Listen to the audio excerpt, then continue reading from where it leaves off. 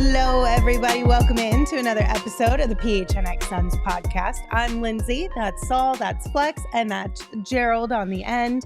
How are you guys feeling today after game one of a new Suns season? Oh, I'm exhausted. Me too.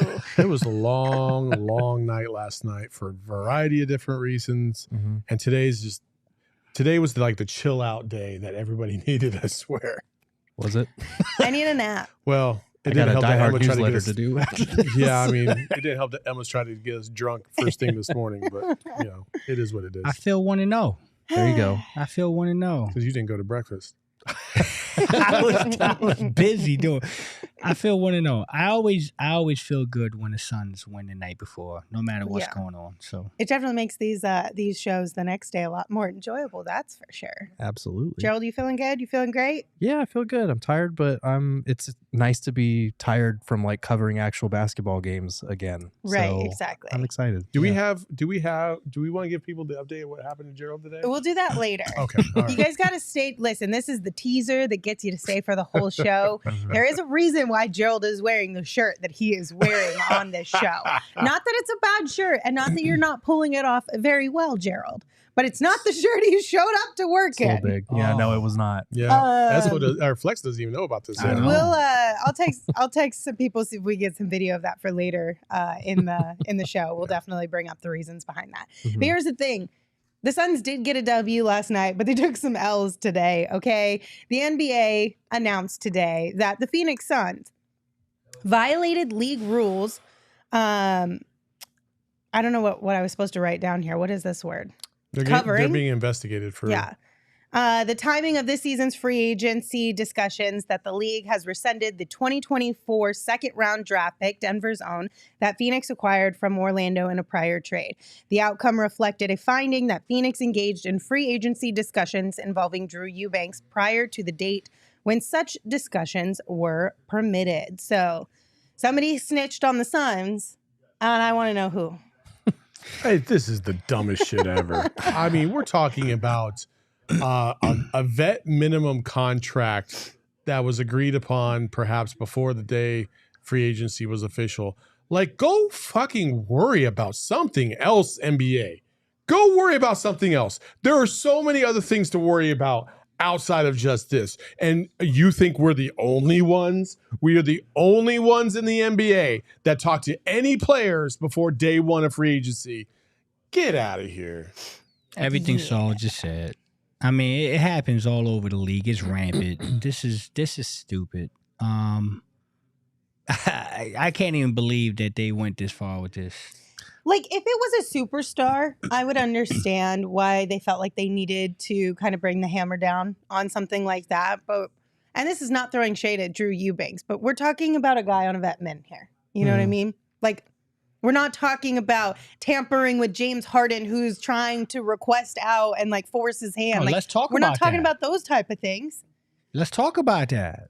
I mean, damn if there ain't no tampering going on with James Harden for a long ass time. Like, come on, man. This is stupid. It's just weird because every team does this. Like, we know that this is how free agency works. So for them to be like, no, Drew Eubanks on a vet minimum contract, like, that's too far. We've got to stand up for something or fall for nothing. Like, what the Drew Eubanks what are we doing? The line.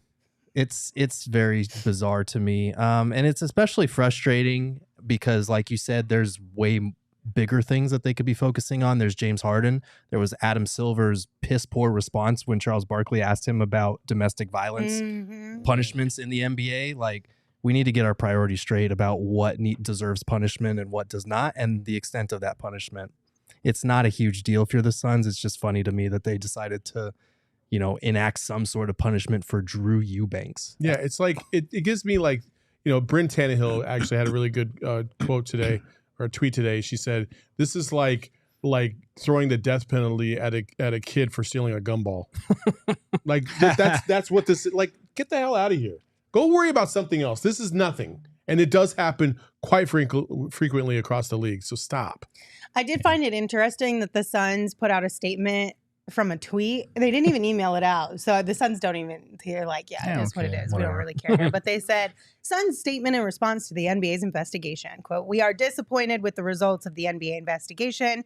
If there was a violation, it was inadvertent. And we are focused on complying with league rules and competing at the highest level every year. With that being said, we accept the penalty from the league and are focused on looking forward to this season." In other words, we don't give a fuck about Move The second on. shrug picks. emoji, right, Gerald? This is the nicest way to say F you, Dan Gilbert, for complaining, because we know it was you. Yeah, we know right. some owner was being petty about this. Facts. And that's where it came from. But I whatever. wonder if this is like one of those things where the league was like, well, he's a new owner, so let's just like set the precedent at the beginning so that he knows better. And then next time we'll just look away. But at least for now, we can say that we did our due diligence. It's so stupid. Blah, blah, Yeah, blah. sounds like there's some shook people out there. Right? That's what it sounds like. Sounds like it. Also, low-key, NBA, calm down, please. Okay? 2 L's thrown the Suns' way the Yeah. day after opening night. Give me a Mhm. break. NBA official also tweeted out today that Phoenix's Josh Okogie was assessed a post-game flopping fine of $2,000 upon league office review for some BS. I don't know. I can't watch it because the link that they tweeted out with the video to see what they fined him for is broken. Right. It doesn't even work. Yeah. It's a broken link. So it's like we're finding Josh Okogie $2,000. By the way, you can't see what And the we're not point going is. to tell you for what. Sorry. Flopping, but we won't let you be the judge of it for yourself. Chris Paul either. flopped 3 times yesterday. Oh, my goodness I mean, gracious. That's So, what I'm just yeah. saying. That's Oh, how look it's at that. going. That's fine. Josh Okogie can take his fine because as of today, he is the league leader in 3-point percentage. That's right. 1 of 1. That's so, right. knockdown 3-point shooter. Here we Yeah. go. Suck it, NBA. I'm not allowed to say those words. You are not allowed to say those words. Only if you mean them, truly. That's facts. I met them last year, and she still skewed me. You're just not allowed to say those words. You and Espo. You guys are both forbidden. They're on the waiting list? Yeah, on the waiting list. So Okay. we have to turn things You're around just first. a mean person, Lindsay. I'm just making sure my guy J.O. continues to have success. That's all. Mhm. Okay. I'm keeping him safe from y'all's jinxes. That's it. But yeah, so that's the latest news on what's going on around the Suns and the NBA. Hopefully, this is like a one-time thing and we turn things around from here. We do know that the league is putting a little bit more of an emphasis on flopping. So it's unfortunate that Josh Okogie got this, but we probably will see a little bit more across the league as Joker well. flopped in that preseason game. First play. Yeah. Maybe he got fined. That was like 3 weeks ago. No, I'm just saying. They just picking on poor Josh Okogie, bro. You got the best player in the league flopping on the first play. Yeah, but they don't count. No, I'm just saying. I get it. Because I'm just even saying. Jan Paul said, how much does LeBron owe? Nothing. They don't count. Oh, Yeah, no, God. I know. I'm just Once teasing. you make a but- certain amount of money in this league, it's just the rules don't apply to you anymore. Yeah. I don't know. But hopefully things will turn around for the Suns. And Maybe hey, the Warriors should have been fined as a team. 'Cause maybe. they kind of flopped in the fourth quarter. Oh, Dude. All burn. day. All of them. Floppers. Find them all. Listen, like I said, hopefully things will turn around for the Suns for the rest of the season when it comes to the NBA, just having laser focus on them. And if you are looking to turn things around in your home and maybe update your flooring, our friends over at Empire Today have got your back. With Empire Today, you get shop at home convenience, the right product for your needs, quick and professional installation, and a price match guarantee. They also have this really cool floor visualizer that you can try out by visiting empiretoday.com/PHNX. This is nice because I don't know about you guys. I'm not an interior designer, decorator. No? What? Nothing of the sort. You're not? And I am so indecisive that like I'll be like, oh, I think I want this. And then I change my mind 85 million times. And then I sit on it for a year before I actually make a decision, which is awful. Mm. But when you can actually just upload and see exactly what it's going to look like in your own space, Chef's kiss. Absolutely the best. And right now, you guys can schedule a free in-home estimate today with Empire Today. And all listeners can receive a $350 off discount when they use the promo code PHNX. Restrictions do apply. See empiretoday.com/PHNX for details. I'm a little surprised that you said you're not a designer. Why? Yeah. Like, you have a giant ass fucking 89-foot skeleton out front of your house. Yeah. And then you painted a room all black. Yeah. Right, you have a goth room in your house. Didn't do. you design that? Like, But it took me a long time to figure out what I wanted to do with it. I mean, that's still design. Yeah, but it's hard. I It still doesn't thought it come would- naturally. Empire, it comes naturally to them. It's just flooring. That's what you think, Saul. That's what you think. I installed this floor, which Empire is about to replace. So there you go. Oh, perfect. Heyo. We also have some cool things going on with our friends over at Gila River Resorts and Casinos. Hell So yeah, you we want to do. tell them about it? Yeah, come out and join us for a good time on Sunday for every single home game for the rest of the season for the Cardinals. And our first watch party will also be out there for Suns out at Gila River. Wild Horse Pass. Let's get it. It's going to be fun. We're going to do live shows out there. The same thing we do on the west side, except now it's going to be on the east side. So all you east siders that were whining about, oh, I don't want to go to the west side, now you can come to the east side and have some fun. Listen, That's what everybody how they sounds to me sounded? Okay. when they whine. I'm not Gotcha. trying to throw shade, but also I was one of those, and I'm not even an East Sider. Lindsay I know you're a lives in central person. between 7th and 7th. If and that it's is not her- Central Phoenix, I'm just kidding. But our friends over at Gila River Resorts and Casino, it's going to be a blast. And you can visit GilaMillionDollarShowdown.com to get in on the action of some of the really cool things they've got going on, like the $1 million Big Reds Showdown. And for more information on Gila River Resorts and Casinos and all they have to offer, head to playatgila.com.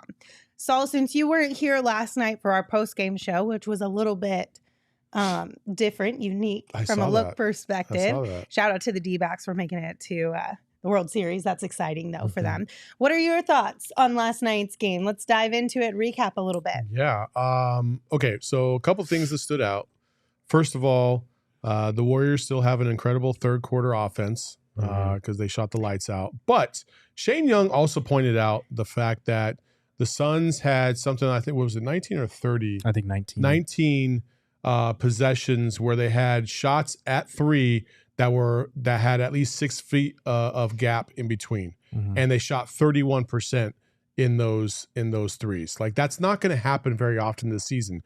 Listen, I know everybody's like freaking out about the shooting percentages, but I just really don't feel like this is the team that's similar to last year. We don't have Landry Shamet. We don't have a lot of the guys that couldn't throw a rock in the ocean. Like, we have bona fide shooters. We have Yuta.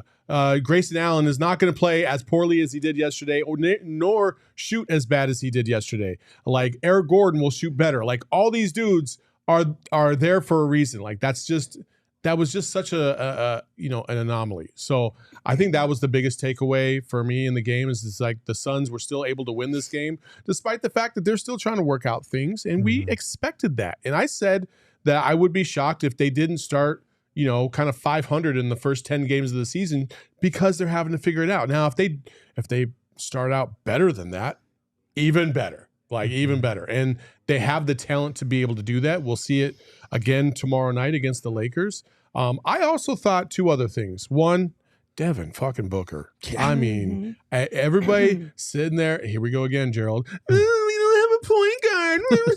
What are we going to do in the fourth quarter when it gets tight? Like, Devin Booker did just fucking fine. Like, he was awesome in the fourth quarter, and he was able to take control of everything. And he out-Chris Paul. Like, point blank, that's what he did. So let's do it that way. And then second, I loved the fact that they kept rotating Okogie and Goodwin on defense in and out for each other. At times, they did play them for brief seconds together. But I love the chaos they continued to play with and create out there. Those were probably my biggest takeaways. I just really love those two guys. And I love making fun of people who are always whining about us not having a point guard because that's what they sound like. Bro, I could not disagree with you more about what? everything. Everything you said. What? I completely disagree, bro. I mean, it's just trash. Everything you just said is trash. Oh, I get it. Eric Gordon and Grayson Allen are washed. They forgot how to play. Oh, okay. I see. They what just you're getting completely forgot how to play. KD's washed. He forgot how to play. here. Yeah. You just can't. When you have a bad game in the NBA, it's going to carry on for 81 games. Yeah, that's it. It's over. That's it. So I'm terrified right now watching that tape because I'm like, every time Gordon shoots, he's gonna miss, and Grayson's gonna miss, and I'm worried that it may not be 6 feet next time. God forbid it may be 7. It's gonna miss even. It's gonna get crazy. I did forget to mention that I do feel like Bradley Beal's going to miss the rest of the season because of a minor back injury. Yeah. Right. I'm scared of that. And I'm pretty sure that this guy has fallen. So there's that. And again, I can't stress enough, man. Kevin Durant is atrocious. How dare this guy come out here and drop 20, 10, and 3? Almost 18, 10, and 3. Y'all get what I'm saying? How dare he do that? Like, that is such poor basketball. It's bad. It's bad. Guys, it's bad. If you're new to this, I hope you understand that Flex is just joking around. Sarcasm. Yeah. I'm joking, damn it. Just Go in ahead, case. G, man. I can't. Yeah, I mean, there are obvious areas where they need to improve, and just making shots with the shooters that they have is an obvious one. There were a lot of first night jitters. There's a lot of guys still learning their teammates and figuring all that out. And they were missing their third best player. So were the Warriors. They were missing Draymond Green, obviously. But you feel good about a win like that against a Warriors team that has a lot more continuity on their side than the Suns do. And you definitely feel really good about Point Book, and we're going to talk about him in a little bit. But, I mean, man, he's currently leading the NBA in scoring. So there's that. He had 8 assists, and he just absolutely was phenomenal down the stretch. He scored or assisted on their last 15 points to close it out. Like, that's what superstars do.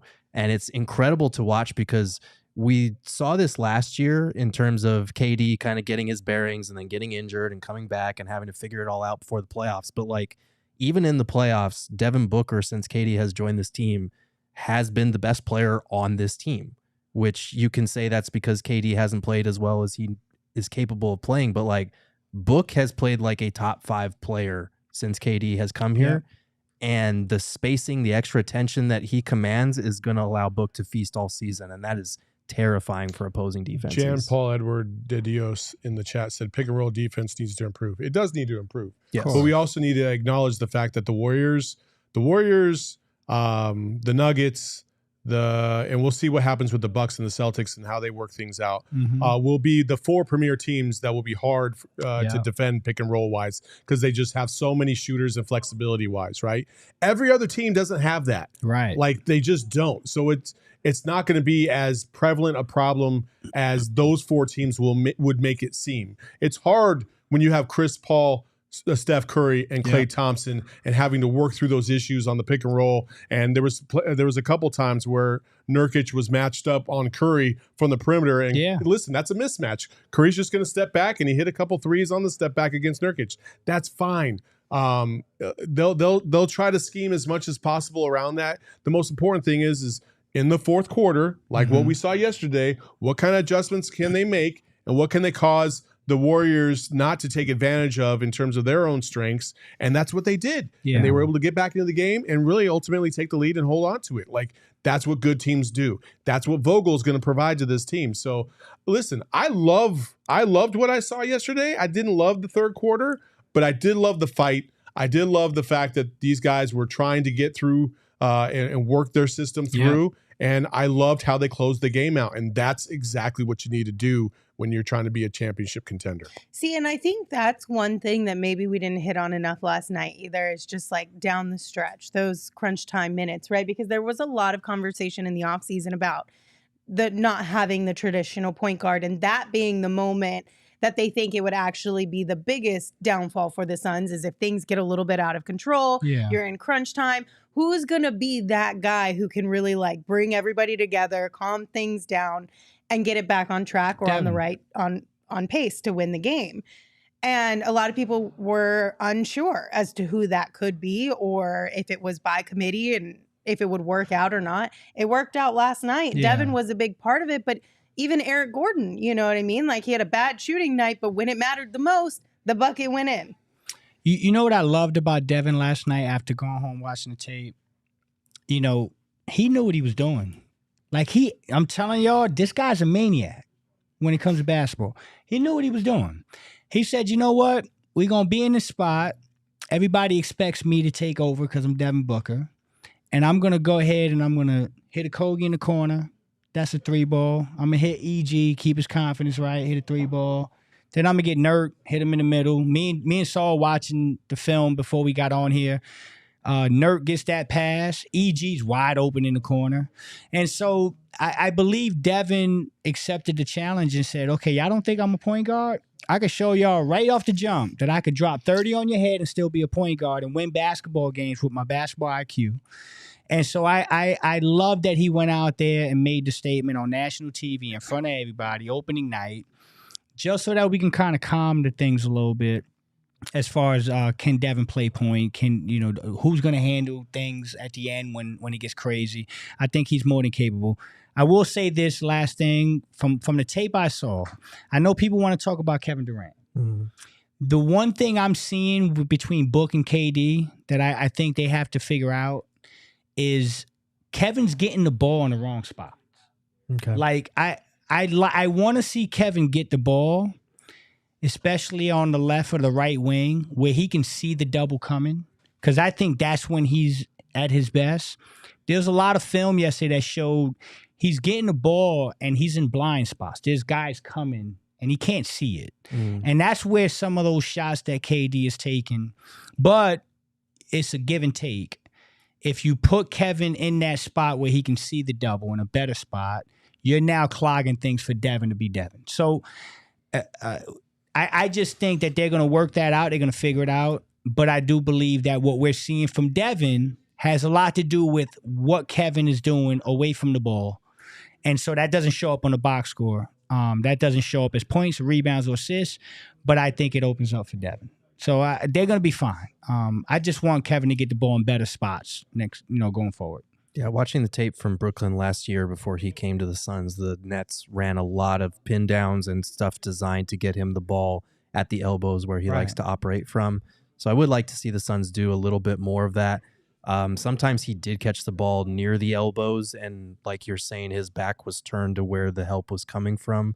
So that's one of those things they'll need to work on as the season goes on. Some of it was shot selection. I felt like a couple of shots in the first half, especially, he kind of rushed or forced to get his shot up.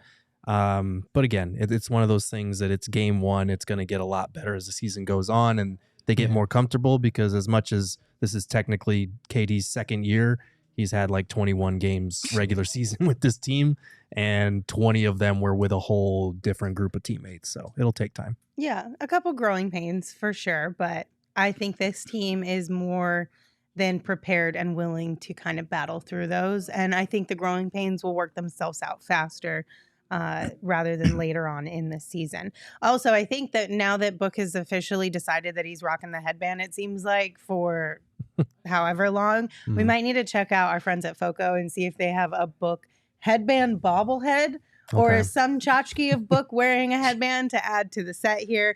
Foco is a leading manufacturer of sports and entertainment merchandise, and their products include apparel, accessories, toys, collectibles, novelty items, and so much more. Foco always has our back for Arizona sports, and they've got yours too. Get the best gear around by visiting foco.com and using code PHNX for all non-presale items.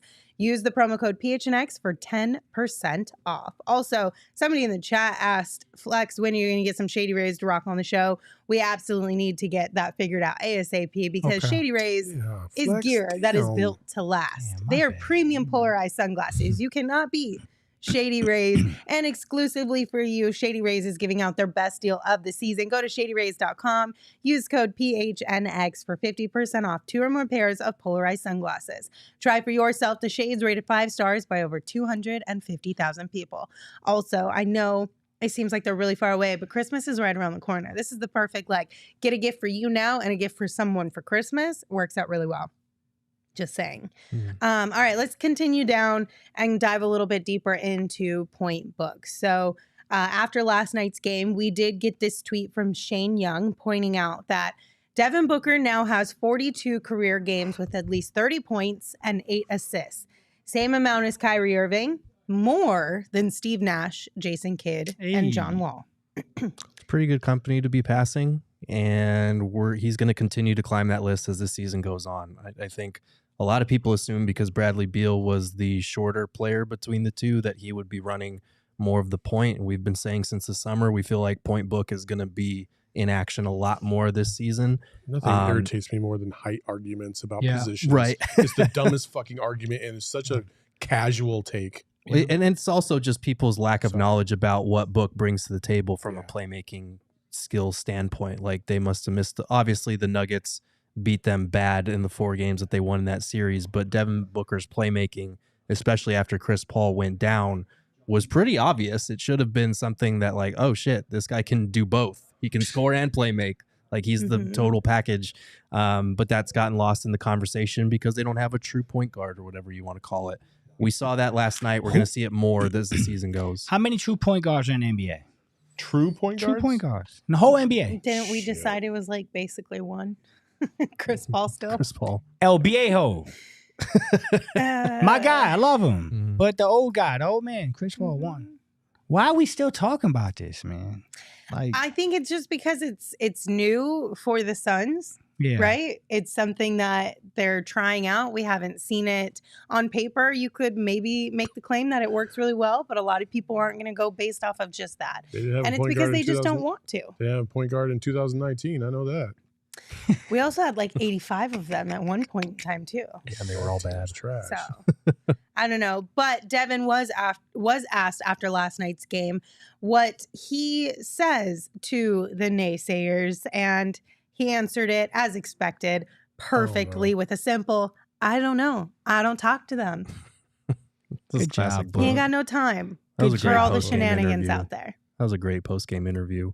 Because he basically just said what we've all been thinking the whole time. Like, people are going to continue to talk about this team. They're going to continue to root for its demise and make jokes about the big 3 when they're not able to play in games. But if this team is healthy, they are extremely dangerous. And the lack of true point guards or playmaking or whatever you call it is really It can be said both ways, folks.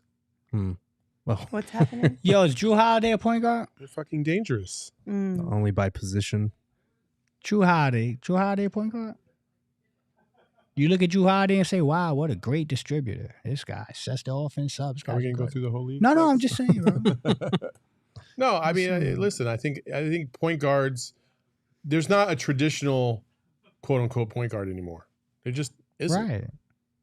Right. I mean, I can't agree more. It's just, again, it goes back to I don't know why they continue to pick on this guy. It just feels like national narrative is crazy, man. Like the kid can play. He's been doing it plenty of times. I mean, he did it in the playoffs last year when Chris went down.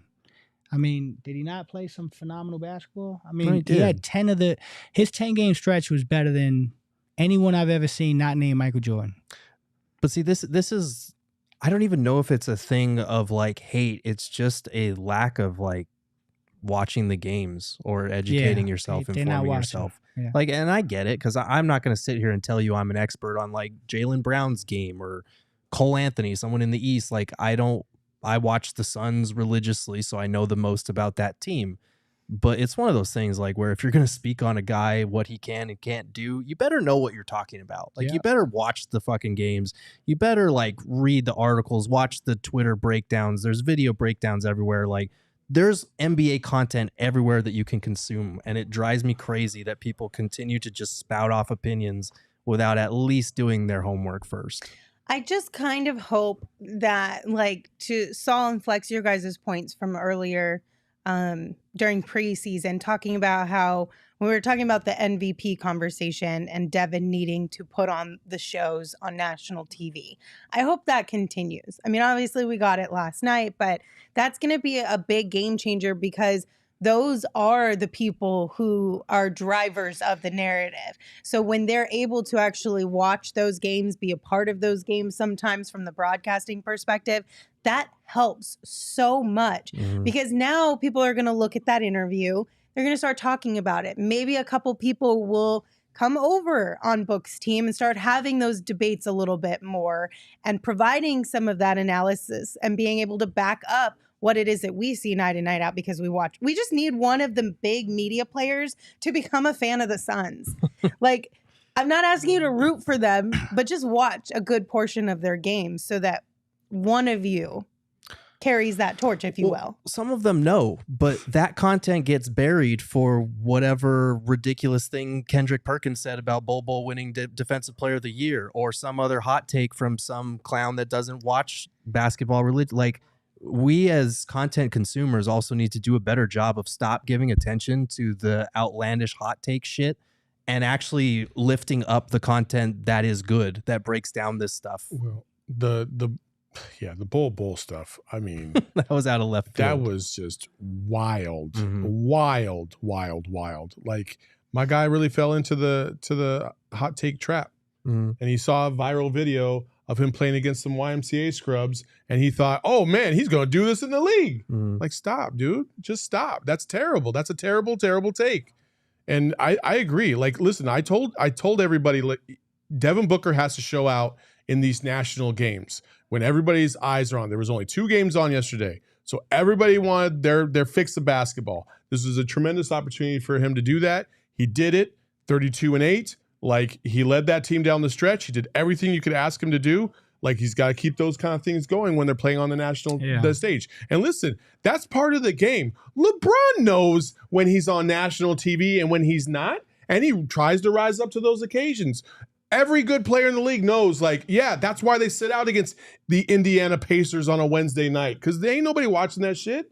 But when they play on TNT against the premier teams, you got to rise up. You got to show everybody why you're the best. And that's what Devin Booker's going to have to do this year if he wants to win MVP. So this is step 1. I think it's a great step. I look forward to him continuing that tomorrow night. We gave Star tonight, right? What are we calling it? I'm sorry. I was Big Bright Shining Star. Big Bright Shining Star. I'm a rookie still. That was my first time yesterday. Big Bright Shining Star. Okay. Devin Booker. Last night, you saw LeBron James. You saw Anthony Davis. You saw the Joker. You saw Steph Curry, Klay Thompson, yada, yada, yada. For the night, was Devin Booker the best player? Yeah. For the night. Probably. Right? And so this is what I'm saying. Now, you had all those stars. They could have had all their moments. And I left last night thinking the guy that suits up for my team is the best of all those stars last night. And then I go home and I'm disappointed that they're talking about Anthony Davis. Not scoring a point in the second half. And so that's my problem with the national narrative. I get it's true what you're saying, but it's only true if they follow along and give the guy his damn flowers. Okay. Because right now we talk. This is where we're forgetting the nuance of the situation too. Go ahead. Like, Anthony Davis was talking big shit in the preseason about, we're going to see what these Nuggets are all about when they meet up with them, and then his ass got shut out in the second half. So as the national media, you're going to talk about how Anthony Davis talked the talk and couldn't walk the walk. Like, I get that. Yeah, and the national media said Devin Booker can't play point guard. They don't have a point guard. The Suns are going to do this, that, and the third. And he comes out and he plays point guard and dominates a game in Golden State. And so, again, we're splitting hairs, and I get what you're saying. They got to talk about everything, but I just don't feel like the juice is worth the squeeze. Like, he did that last night, and they've already moved on. I was looking this morning. They've already moved on. They're moving on to the next thing. And so it shouldn't matter what you do. Every playoff game's on national TV.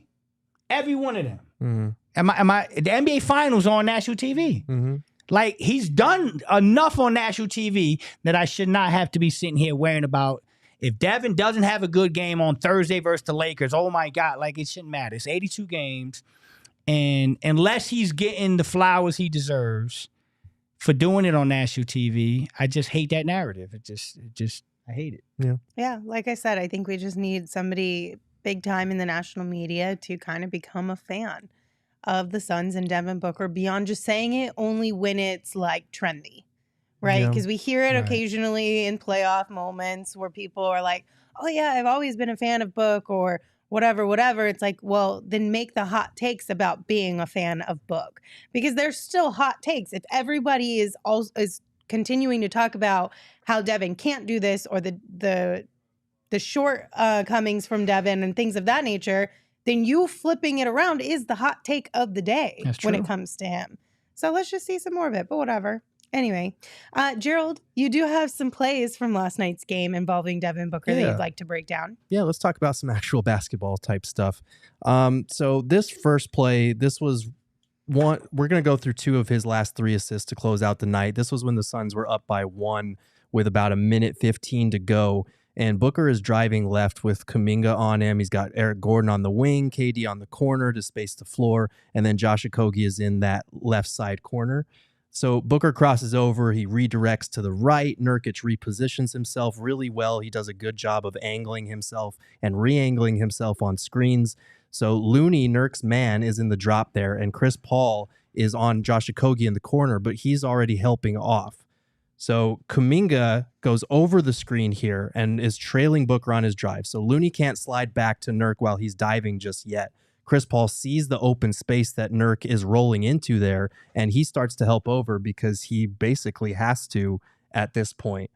Booker evaluates. He hangs in the air. Looney's recovering. Kuminga's contesting, but the lob is there to Nurk. So Chris Paul has to help all the way over and try to pick off that pass. Well, Book knows that's coming. He's played with Chris Paul before. He knows what the right read is, which is why he jumps so high to give himself time to kind of survey his options. He trusts his teammates. He kicks it to Josh Okogie on the weak side. CP3 sees it happening too late. He starts to retreat with the pass flying to his man in the corner. Okogie catches the pass. He's got more than enough space to fire, and the shot clock is down to 2, so he needs to shoot anyway. This is the exact shot that the Suns need him to hit at a respectable rate this season. He shot 33.5% last year, and he wanted to start the season better in that regard this year. So he buries the 3, and like I said, this is what opponents are going to force him to make. Steph Curry said after the game, this is the type of shot you have to live with as a defense against the Suns. So if Okogie can make those, like, this offense is going to be unfair. I also think it's important to realize, and obviously we weren't courtside, we can't see this close, right, from the TV angle, but I'm almost 100% positive that not only did Booker get up in the air high enough to where he had options basically. Usually a jump pass is not a good move. Not a good look. Not a good, like coaches will tell you all day, don't do that. But he jumped with a purpose, number one. Number 2, I guarantee you, because Chris Paul's not stupid and he's a very good defender and he will read your eyes, I guarantee you Devin Booker was looking at the rim on the roll to sell that and then skip past it. Like, I guarantee you, and that's why Josh got such a wide open look. There's so many variables to this that I think are just tremendous. And Devin Booker, again, we talk about evolution. That's another little part of his evolution. That's a great call. And it's split-second decision-making as well. And we saw this on the last play of the game with Nurkic that we talked about earlier. There was that one feed to Eric Gordon in between, but I wanted to do this one as well because, again, this is manipulating Chris Paul as the help defender there, and he does it so well. So Suns are up 2. There's 15 seconds left. A bucket effectively ends the game here. Booker has Gary Payton II on him. Nurkic is setting a screen near the top of the key. Durant is on the wing 1 pass away, which was key last night because, like we said, that gives Booker more space to operate one-on-one with minimal help shading over. Okogie is on the far side corner. Eric Gordon is in the left corner with Chris Paul on him. So Booker drives to his right. Nurkic makes really good contact on Payton here. Payton's a pretty slippery defender, so we got to give Nurk credit for setting a good screen. Looney's in the drop, but because of the screen that Nurk sets, he's going to have to come up on Booker. Looney does exactly that as Book gathers. He was 3 of 8 from 3 last night, and he's not hesitating on pull-up threes. So Looney has to mitigate that threat. Payton is going under the screen, and Nurk is starting to roll. Again, Booker elevates into the air for a mid-air pass there. Looney challenges. Payton's trying to recover. Nurk is rolling into open space, and he's only got Klay Thompson and Chris Paul as help defenders in front of him. But because of that last play where Booker found Okogie on the skip pass in the weak side corner, Paul's kind of hesitant to help all the way over, and that's especially the case because it's not Okogie in that corner anymore. It's Eric Gordon, and as bad as he shot last night, like, you don't leave Eric Gordon in the corner there. So with Paul a little late and hesitant on tagging the roller, Booker finds him over the top as Nurkic is heading down the lane. And now it's just Paul and Thompson in the way. Very little size or length for Nurkic to worry about. Nurk takes a dribble. Like we mentioned, Eric Gordon is open in that weak side corner, but because Nurk takes that power dribble and closes the distance, he rises up for the layup past Thompson, who doesn't contest very well. And now Nurk is nowhere near as good at finishing as DA. He shot 63% at the rim last year. DA was at 79%, but he gets this clutch layup to go. He had missed one from that exact angle earlier in the game, but he hits this one. Suns go up by 4. Effectively, game is over. And most importantly, Devin Booker, 3 assists to close out the game. Like, that is exactly what Point Book is going to be able to do with the weapons that he has around him. I also think there's a little small thing that I want to point out about what Nurkic did on that screen against GP. GP is, like he said, very slippery, and he can get around screens rather easily, unless you put a body on him. Now, there's a difference between what Nurk usually does, where he gets a wide base and he sets the screen and lets the player kind of dictate what's going to happen. With GP, if you sit there and let him work around you, he's going to get through you. So he had to get his body all the way up on him. And not only did he do that, he suddenly, if you see his arms, he put his arms up in his rib cage underneath his elbow. So he didn't have leverage and he was stuck and he had to spin out of it to get out of the way. And that small little move caused him to have to react in a way that Nurkic was able to get freed up afterwards instead of just slipping by. Because then Devin Booker kind of would have been in no man's land. So that was that. I mean, it was just, again, we talk about these small things. That's what leads to wins in the NBA. Those are fantastic points, bro. Both of you guys, great jobs. I mean, those are the little things. And again, Ayton is a better finisher, but these are the little things that makes Nurkic a little bit of a better fit. That little nuance right there, getting up in the rib cage, anticipating that he's going to have to do that because he's so damn slippery and athletic. And so those little things happen. And I will say this about the DA, the Nurk comparison and why Nurk is better. Nurk understands how to adjust on screens in terms of how you set them versus, like DA, basically it was kind of one size fits all kind of screen method. Whereas Nurk, he adjusts depending on what the player was trying to do against them. So I love it. I loved what I saw down the stretch last night. That was a great breakdown. And I also love that when he did give the ball to Nurkic, basically everybody was fucked because if they try to close in, Nurk was already ready to pass that ball out to Eric Gordon in the corner too. Right. Kind of like what Jokic does. Jokic gets that ball on that pick and roll screen all the time, moving towards the basket, always finds his guys in the corner for a Can three. I say one last thing about that? I would not be surprised if you're running this same play against the Lakers and you're breaking it down, but the opposite happens and he actually kicks the goal. And you know why?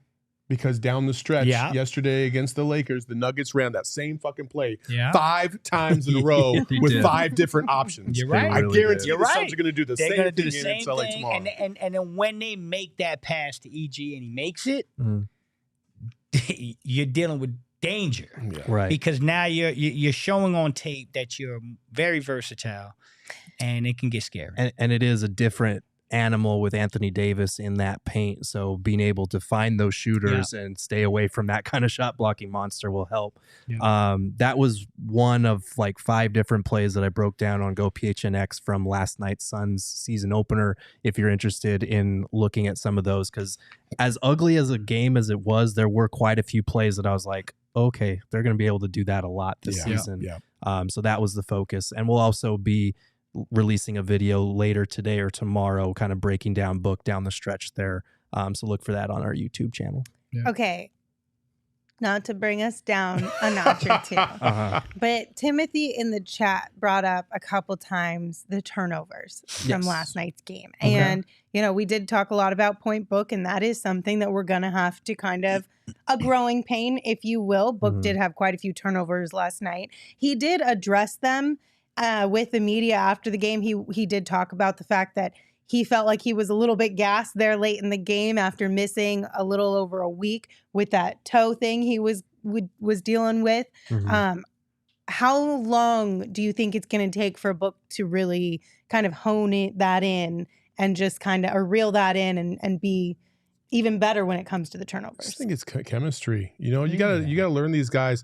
It's different to do it in practice and doing it in drills and stuff like that than it is to get into the thick of a game and understand how players are going to react when there's fans around, crowds. Like, players do act different in front of the crowd as they do in an empty gym. There's some players that just react differently to the noise. They hear it or they ignore it or they get amped up, and like, the focus and the concentration is something that also needs a little bit of practice in those games, so you know where you could trust players. And I think that's what this really comes down to, is the tendency, understanding the tendency of your teammates and what they really do like to do. That's something that takes a little while. I was kind of critical a little bit about, like, okay, yeah, I get it. Like, KD only played with the Suns for like last 10 games of the season. Like, is it really that big of a deal? But after you think about it, yeah, it is a big deal, because you need to know the little nuances of your teammates in order to trust them and know where, A, they're going to set you up for success, but also how you can set them up for success. And that didn't happen really too much outside of Book and KD having a much better relationship on the court than really anybody else on the team. And now you add 13 other dudes into the mix that are brand new, and this is game one, high intensity, on the road, at Golden State. Like, that variable does matter. Yeah. I'm not so worried about the turnovers, because I feel like Booker has become more cautious with the ball. It might get a little slippery from time to time because he's trying to test things out, and that's okay. But at the end of the day, they're going to be a lot better for it, especially when we hit May. You know what? I looked at every turnover, every single one of them. Okay. Don't just pull up the box score and say 6 turnovers. There's there's turnovers that are bad, and then there's turnovers that you can live with. Josh Okogie had a terrible turnover on the baseline. On the baseline. Now, there was Book's first turnover was when he split the double, hit the bounce pass to Okogie, and it went off his toe. Right. Okogie kicked it out of bounds. Okay. That is one I could live with. That's not a terrible turnover. That's just a half a second different here or there. That's a dunk. So that's not a bad turnover. I'm going to go on a limb and say Devin Booker will easily cut that in half. If he's got 3 turnovers versus the Lakers, I'd be shocked. I think because he's that type of dude. He goes in there, he sees the 6 turnovers. If you ask Book after the game in a private moment, give him truth serum and say, yo, what do you feel about tonight? He'd tell you 6 turnovers, pissed me off. So he's going to focus on that next game. I think he'll be fine. And I think he's been doing it long enough. I would not be shocked if he goes out there and has 1 turnover or 0. Like, he's that good. So he'll be fine. I'm not worried. I also I also want to say real quick, my coach in college used to say 2 things. He used to say, great effort, poor execution. Yep. I can live with those types of plays when you know the effort is there. You can see what they were trying to get to. And maybe, you just didn't execute the bounce pass, or maybe it was a kick off the foot, or you overthrew it or whatever. Okay, cool. But you knew it was there. You just got to execute a little bit better. The stupid plays where you're not really thinking, you're just throwing the ball casually and shit. Those are the things you need to eliminate. And we saw that a couple of times yesterday. Can I say, my coach used to say the same thing. Yeah. But he changed the word. Idea. Good idea, bad execution. Yeah. That's it. Yeah. I mean, like you said, that one pass to Okogie, the read was right there. Yep. Just the pass was off. There was another one that was similar play to Eubanks on the roll. Eubanks stopped his roll short, and it went past where he was rolling to. Like, these are things with teammates that'll get cleaned up as they grow more comfortable together. There was another one where he kind of lost his footing and traveled. There was one where he was driving and probably got caught up a little bit and trying to give Chris Paul a shoulder, lost the ball. Like, these are not things that are going to be recurring problems, I don't think. Yeah. Okay, we did get a super chat from Isai. Thank you for your super chat. Said, J.O. flopping fine? Thoughts? I say BS. Yes. 100% BS. We did go a little bit more in depth on that in the first segment. If you're coming in here a little bit late on the YouTube live, but we're in agreement with you. Total BS. I would like to see the play. I mean, yeah, so somebody, that is fair. We didn't get to actually see it because when they tweeted out the link was broken. Somebody in the chat did say that it works now. Yeah. I tried it after I saw that. It's still not working for me, but. Well, I don't know. Maybe we'll see it. But either which way, I'm calling BS on it. Mostly because J.O.'s my guy. So I'm just going to ride with him 100%. Unless he comes out and says, yeah, that was me. Then I'm team Josh Okogie. He didn't do it. Jan Paul said, will we get point Nurk? I will say, it was kind of refreshing to see a couple times him get the ball off the rim and just take the ball down the court on his own and then get everything set up on that end of the thing. I was like, yeah, there we go. That's another way to relieve pressure. So Booker's not getting tired. First play of the game. Yeah. First play of the game. And it leads to Lenz's big win last night. Love it. We love with a the big and win. one. Yes, and the good absolutely. pick. I mean, it was fun. That's right, you did. Yep. I did. I hit my bet last did night. not. I picked Nurk first field goal of the game and won $60 for it. So shout out to you, Nurk. You're my new BFF. Katie let me down. You just gonna leave me out there? Lynn? You won too. Yeah, I won too. You Let won him too. know. Flex because I'm won coming too. for him. $42, right? 42. So we're at 42 for 60. Flex, 60 for me, minus 10 for Saul, minus 10 for us. We got a long way to go, people. Oh boy. But if you want to get in on the action and join some of our pregame bets, sign up for the BetMGM Sportsbook mobile app and using the bonus code PHNX. You place your first BetMGM Sportsbook wager through their BetMGM Sportsbook mobile app of at least $10, and you will receive $200 instantly in additional winnings, regardless of your wager's outcome. You guys, they're literally giving away free money. Like, take Download the advantage app. of this one. Plus, then you have more money that you get to play with and could potentially win even more money with. It's a win-win all around. Check out the show notes for full details. And now you can listen to Shane talk about the disclaimer. Kansas, Louisiana, Maryland, Mississippi, New Jersey, Nevada, Ohio, Pennsylvania, Tennessee, Virginia, West Virginia, Wyoming. Call 877-8-HOPENY or text HOPENY 467-369 New York. Call 1-800-327-5050 Massachusetts. 21 plus to wager. Please gamble responsibly. Call 1-800-NEXT-STEP Arizona. 1-800-BETS-OFF Iowa. 1-800-270-7117 for confidential help Michigan. 1-800-981-0023 Puerto Rico in partnership with Kansas Crossing Casino and Hotel. Visit BetMGM.com for terms and conditions. U.S. promotional offers not available in D.C., New York, or Ontario. And of course, we highly recommend you check out our friends over at OG's Brands. They've got a variety of delightful flavors of their scratch-made THC gummies, the best that you will find in Arizona, and we want you to try them or many of their delightful flavors for yourself so you can be the judge. But the best part is they've got mixed bags of their flavors. They've got the fruits that have red apple, watermelon, and peach.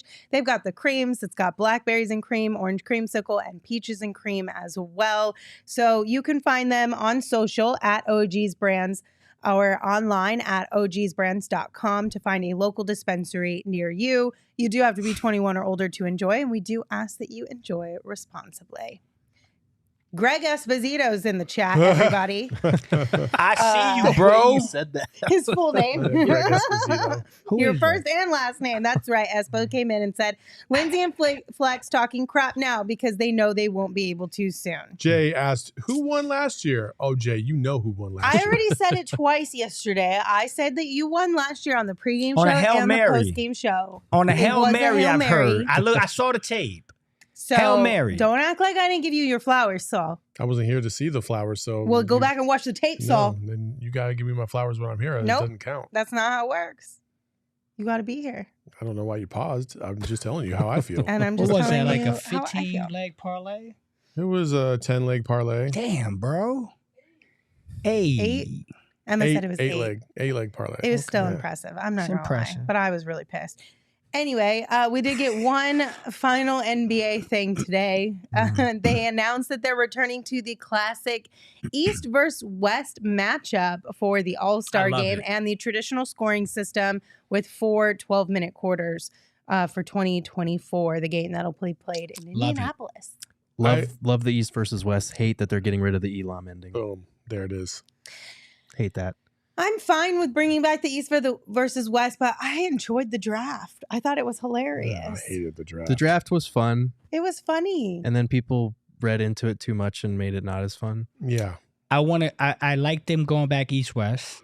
I like them getting it back to regular basketball. I do like the ending. Here's what I want. I don't want no more All-Star uniforms. I want them to None? go. I want them to go back Yes. to where they wore their uniforms. Yes. East and West. Mhm. Let them rock, man. I want to see Phoenix Suns jerseys in the All-Star game. I don't want to see some crappy ass All-Star jersey.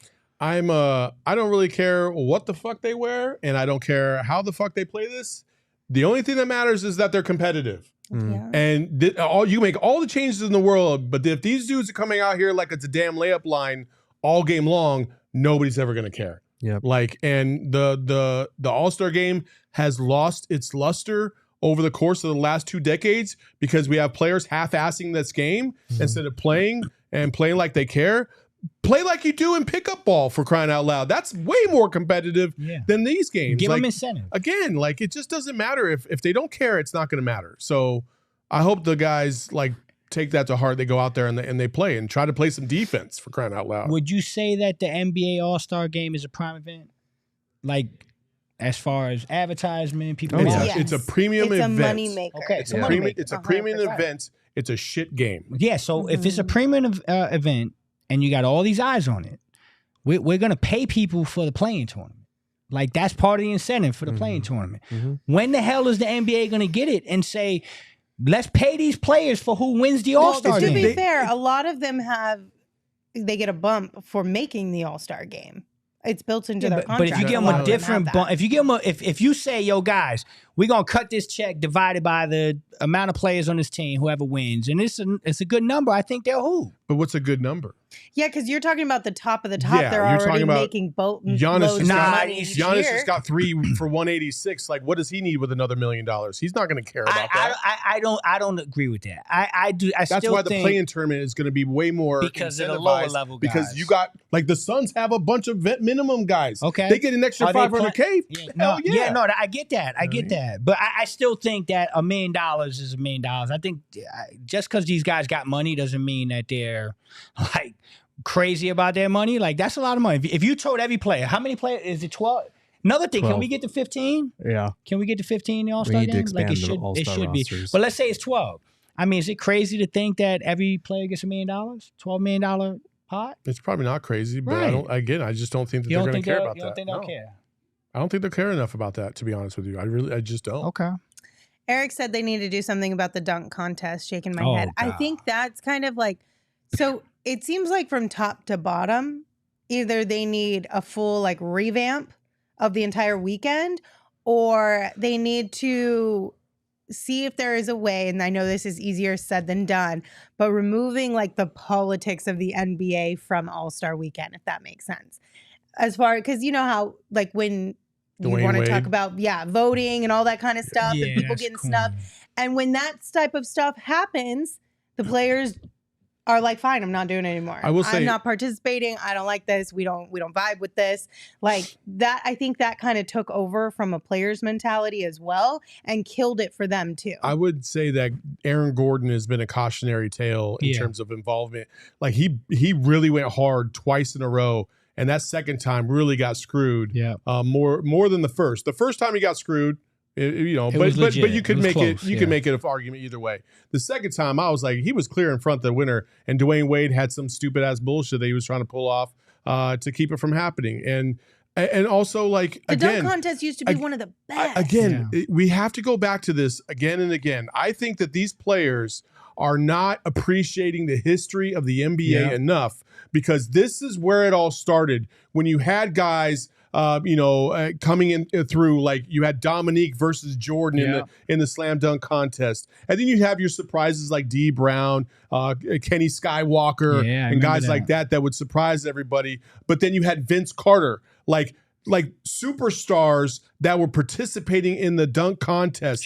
Everybody was clamoring for LeBron to be a part of the dunk contest at one point. Kobe did it. Jordan did it. But LeBron didn't do it for whatever reason. Like, we want to see the stars do this. So when we see somebody like Wemby this year, Zion Williamson, because hell, when Zion came in as a rookie, nobody cared about his game. They just wanted to see him dunk all the time. If there's not a guy that should have been in the dunk contest more than that, I don't know why we're even doing this. Like, the stars need to come back and participate in these events to make them worthwhile again, because nobody cares about scrub X, Y, and Z on the end of whatever bench that you never heard of and now can jump out the gym and do a bunch of cool stuff, unless it's just absolutely out of this world kind of stuff. And that's been very rare. LeBron set a bad precedent. Not to pin it all on one guy, but when younger stars started entering the league, LeBron had never done one. A lot of these other guys that came up with LeBron never did one. And that's kind of the standard now. Like, superstars are above the dunk contest. They also need to get rid of like the gimmicky shit with the dunk contest, because half the time it's like Blake Griffin dunking over that Kia was really cool. And now every year it's someone dunking over something stupid, and there's no like artistry to the actual dunks. And I get it, we're running out of ways to dunk a basketball, but like you see dudes that are not playing professional basketball put together mixtapes of what I was dunks gonna say. that are way more inventive than half That's the what shit we see in the dunk contest. So why not? That's what I was gonna say. Mm. Why not get some of these people involved? Yeah. Why not get some of these amateurs, some of these street guys that are legends that can do some incredible things? How about we get them involved and have them press the button of the league? I mean, I don't hate that. That's what I'm saying. If I come in and you give me a minute on TNT and I'm a street guy and I'm like, you know what? Hey, bro, lace them up. I could beat you. Okay. That might entice a star to say, let's do it, dog. Let's add another layer to this. And if that street guy beats you, $1 million out of There your you go. paycheck goes There to you him go. Now or her. we're speaking like NBA executives Now that can you're run losing something. money if you get beat. Yeah. Even without the money, they'd never agree to that. They don't want any part of being embarrassed by some guy Well, off the street. that See, makes they want it zero part of competitive. it. But that is part of the That makes it problem. competitive. That's part of the mentality that I feel like has. Listen, Michael Jordan and Kobe were never afraid of anybody. Like they just, even if they would have lost, man, they would have been Kobe salty would have about been that. like, yeah. And they would have made sure that they never did that again, right? I do like that. I would say this. It would be like an 8-person format. Ooh. And you would draw to see who you would draw on your side of the bracket. And then the championship is the only one where it's mono One-on-one. versus a Yes. mono, street versus NBA. I like that. I would like to see that. I would love to see that would because love now to you're like, oh man, I hope my guy over here from Brooklyn Yeah. or Phoenix or whatever Yeah. is in this championship, and I hope he goes up against whoever. Right. Like, oh my gosh, let's go. I grew up with a guy, Wally Dixon, main event, mixtape. Oh yeah. That's my yeah. guy. Like I Okay. grew up with Wally. I used to sit down and be like, man, Wally will blow some of these dudes out. Yeah. Yeah, it's crazy. Yeah. My guy was air up there. Played They're with up him there. Yeah. Played with him in high school. Okay. And he could jump out the gym, could touch the top of the backboard. Yeah, that's like incredible. I just Grab quarters off it, right? Yeah, It's yeah. crazy. Like stuff. just unbelievable. So But I don't know. Hopefully they figure it out. Hopefully they come with Stop some that. ideas. What are we laughing at? Come on, man. Hey, cut that out. Hey, bro, East Coast, we try to Mar- win. If we got to play zone, we play zone. Mario Not Bros 2 said Flex wants the teams to play zone like in LA Fitness in the East Coast. Meet me at LA Fitness, bro. I'll zone your ass up. Let's go. Let's go. Meet me at LA I'm playing Fitness. zone right here, 1-on-1, baby. Let's go. Hey, bro, is that not you? Come on. You never played pick up ball and y'all play zone. Bro. No. We used to Whatever. send dudes off the court for saying, man, get the fuck out of here with your zone, man. Man up. Not in pickup. Never Why? pick up. In Never rec pick league, up. sure, but not in pickup. Nah, I mean, bro, I'm telling you, I go to New York, man, and Really? there's 100 dudes waiting. You're not gonna lose. Like The if there's a Burrows, miss, y'all playing bro, zone? and they play hard too. It's not no soft ass zone. We playing zone. We knocking people's heads off. If you got, listen, man, listen, dog. Out there playing this- Syracuse, man up Yeah, zone. Let's hey, go. hey, listen, man. I'm telling you, bro. I don't understand how this is so foreign to y'all. Like, we get on the court. For the most part, you want to play man. But if there's a significant matchup, if you got 5 nasty guards and you on a heater, you on a 5-game win streak, and you got some team that just came in with a bunch of big dudes, or vice versa, you got to look at each other and be like, dog, none of us can deal with that dude man to man. We're gonna zone up. We're gonna get this dub. We're gonna keep moving. I mean, that's smart basketball. Shit, we play man. zone in the NBA. No, Why no, can't we no, play That's zone not, in the that's streets? That's not how we look at it. If you got 5 dudes that are guards versus 5 bigs, it's like, all right, man. Hey, we're gonna go 1-4, That's ice them out, stupid. and we're gonna beat them with the 2s, man. That's what we're gonna do because we can outshoot their ass. And They then- might get the 1s. That's fine. They can work that shit down. But we'll be up 4-2 on 2 possessions. Let's go. Man, I'm so torn on this, bro. I'm so torn on this. It's driving me. Meet me at LA Fitness, dog. Y'all got me going, man. Oh my god. Oh, jeez. All right. To round out today's show, we have some bittersweet news for you guys. Our producer, Little Miss Emma, is moving on from the PHNX Suns podcast.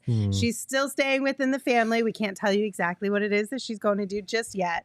So, but she'll be around. She'll be in the Discord. I'm sure she'll be in the chat, and she'll come back and visit us at times. we'll make sure of that. We make sure Emma comes back every once in a while for sure. But it's a bittersweet day because we're excited for Emma, but we're really bummed that she's going to be leaving us as well.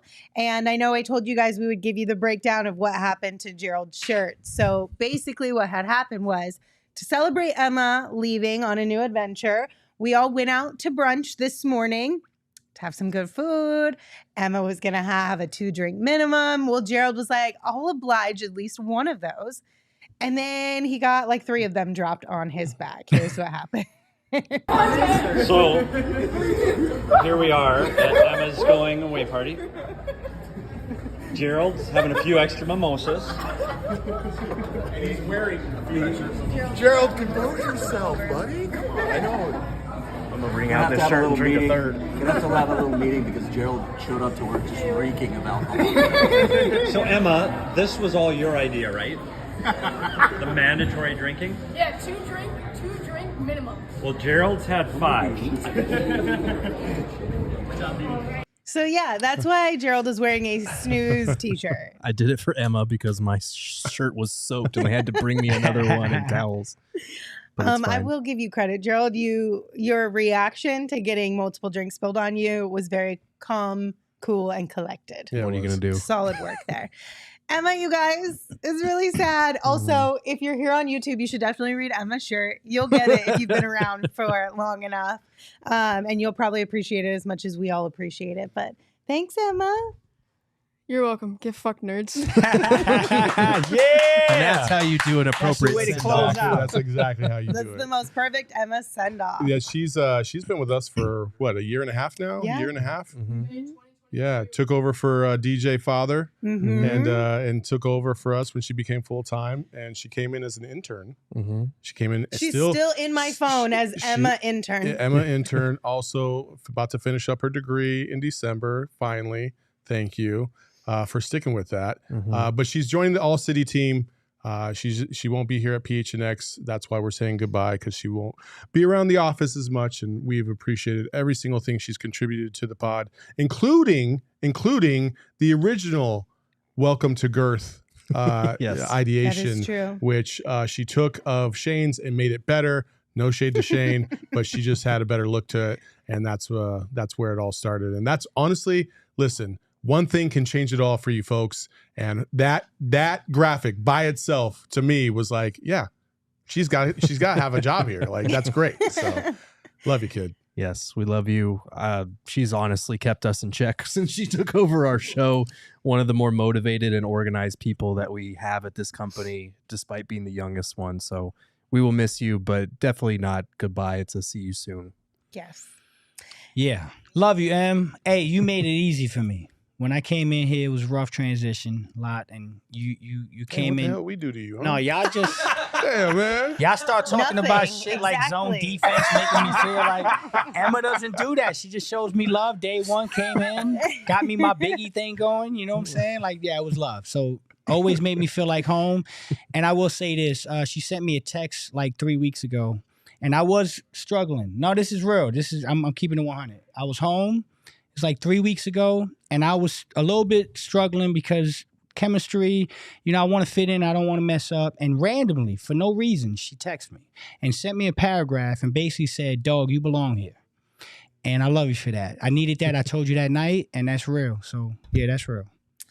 We're going to miss her. And as everybody in the chat is pointing out some of their fun memories, like hello, when Emma tried to slide up in their DMs. Oh, yeah. Step off so No, we're not doing the it's whole too late, thing. Emma. You had your If chance. you know. If you know the whole story that came from that. Talking about how Emma cusses like a sailor, which is absolutely facts. Love it. All the crazy, ridiculous shenanigans that Emma brought to this show. Jay said, I remember when Emma told me she appreciated me. Emma, do you want to tell Jay that you appreciate him? She shook her head at me. It's true. Yeah. See? Get in there. There you Yeah. go. So all kinds of wonderful memories, all kinds of ridiculous shenanigans. We can't thank Emma enough, and we are so excited for her future. We'll keep you guys posted. Give her a follow on social as well if you want to keep up with everything that Emma goes on to do in her career. Sure. All right. Well, with that, we'll say goodbye. Tomorrow we'll have a pregame show for you 30 minutes before tip-off and a postgame show after the game wraps up against the Lakers. So plan to come hang out with us then. And until we see you tomorrow, you can follow the show on Twitter at PHNX_Suns. You can follow me at Lindsay Smith AZ. You can follow Saul at Saul_Bookman. You can follow Flex at Flex from Jersey. And of course, you can follow Gerald at Gerald Bourget. You want to do it? Yeah. Listen, Flex belongs here. He's always belonged here. We just had to coach the zone out of him. So, ahoy, ahoy. We all silly like the mayor.